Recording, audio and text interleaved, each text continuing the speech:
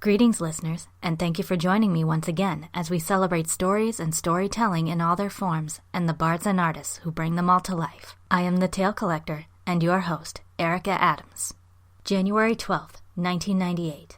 Toonami had barely been on Cartoon Network for a year, and I was already bitterly disappointed in it. Why? It had canceled Voltron, Defender of the Universe, and replaced it with Robotech. Why couldn't they have taken one of the other cartoons off, I wondered in despair. Thundercats was tedious, Cartoon Roulette was bland, and The Real Adventures of Johnny Quest was actually pretty good. But it just wasn't the same. I do exaggerate, of course, but at the time, in my tender little 12-year-old opinion, Robotech was to Voltron what a lump of tofu was to a double quarter pounder. Though later anime like Dragon Ball Z and Sailor Moon would satisfy my craving for the fantasy Robotech lacked, they themselves lacked that distinct classic feel that only the 80s could provide. Unlike Voltron, the other shows had either only one or the other. But then, fast forward to September 27th, 1999, when this little shonen surprise joined the roster. It was no Voltron, but it sure wasn't Robotech either. Introducing Ronin Warriors, first airing from April 30th, 1988 to March 4th, 1989, and recommended for viewers 10 and up.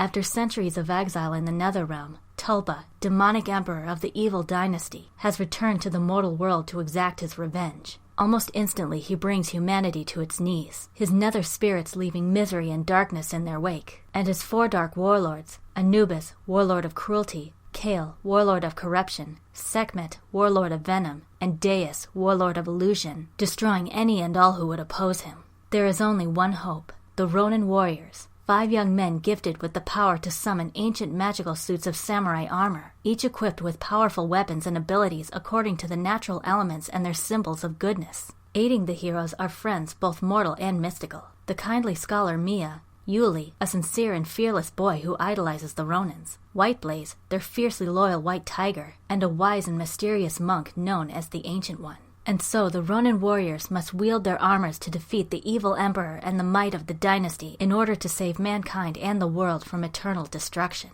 Known in its native country as Samurai Troopers before its US premiere in 1995, this series holds the distinction of being one of the few anime shows whose English adaptation remains virtually identical to its Japanese counterpart, with next to no cuts or censorings. Though originally created to cash in on the popularity of Saint Seiya, another anime featuring young male heroes with mystical armor, Ronin Warriors quickly became a hit in its own right. Part of its success in North America stemmed from its broadcast during the still fresh wake of the Power Rangers craze. In fact, listen to the first few seconds of the intro and tell me you don't feel that old Saturday morning toy commercial nostalgia just wash over you.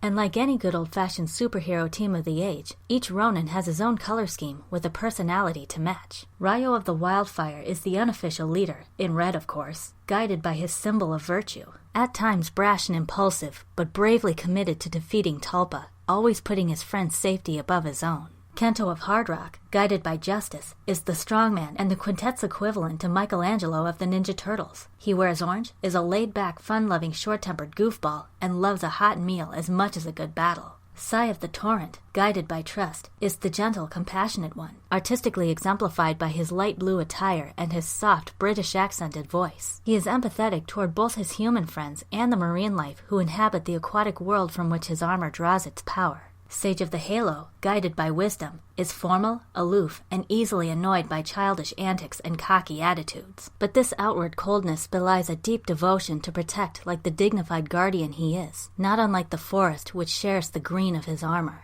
and Rowan of Strata, guided by life, is the most rational and intelligent of the five. His demeanor as cool and calm as his indigo armor. When tempers flare and egos fly, his is the voice of reason that keeps his teammates' compulsive urges in check and their lives intact. Of course, it's only fitting that armored heroes would face an armored villain. Whether Tulpa is a malevolent spirit or a flesh-and-blood beast is unknown, as we see only a grotesque metal mask with hollow eyes and demonic jaws. This, combined with a monstrous voice that booms like a splitting mountain and echoes like thunder, make this being a force to be feared. What makes this show stand out among its contemporaries, anime or otherwise, is its Sengoku touch. Take the armor transformation sequence. The visuals of Sakura, or cherry blossoms, and Furoshiki, or traditional wrapping cloth, set to the sound of light taiko drums add a layer of gentle beauty to an otherwise forceful scene. But if the cultural aesthetic is for the academics, then the music is an 80s rocker's dream come true. Series composer Osamu Tatsuga makes extensive use of synth, electric guitar, and drums to complement high-octane battles, moments of tranquility, and anything in between. Quiet and meditative, eerie and intense, or poignantly epic.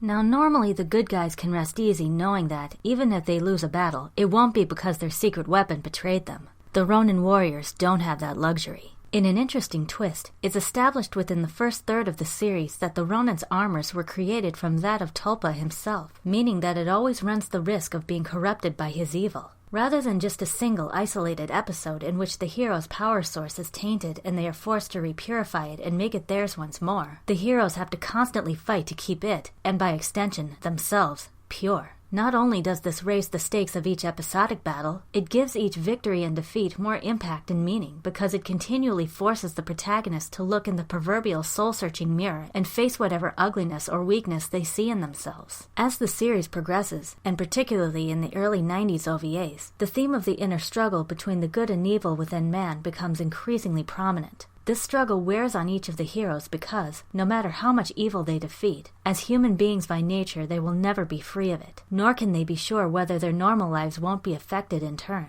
All they can hope is to do what they feel is right, if ever and whenever the time comes. As I said, Ronin Warriors didn't completely fill the void that Voltron left, but it did keep me invested for reasons besides that particular old-fashioned look that I absolutely adore in pre-90s anime. Its teen heroes have that retro charm and attitude we Sailor Moon / Ninja Turtles / Power Rangers fans all know and love, but with its own unique and exciting samurai action and splendor. Yet through those characters and their story, we also get a healthy dose of philosophical thought regarding humanity, both individual and as a whole. Are humans truly destined to be defined by the sins of the past? Or can they make the choice to learn from those sins and change themselves and the world for the better? Just as we can headbang with rhythmic delight to that killer soundtrack 1 minute and listen with quiet rapture and anticipation the next, we can choose when and how we fight for our beliefs in this world, because the human heart, like armor, is ever resilient. Gather round next time for another tale you may have forgotten or have never heard before. Until then, listeners, may inspiration always find you.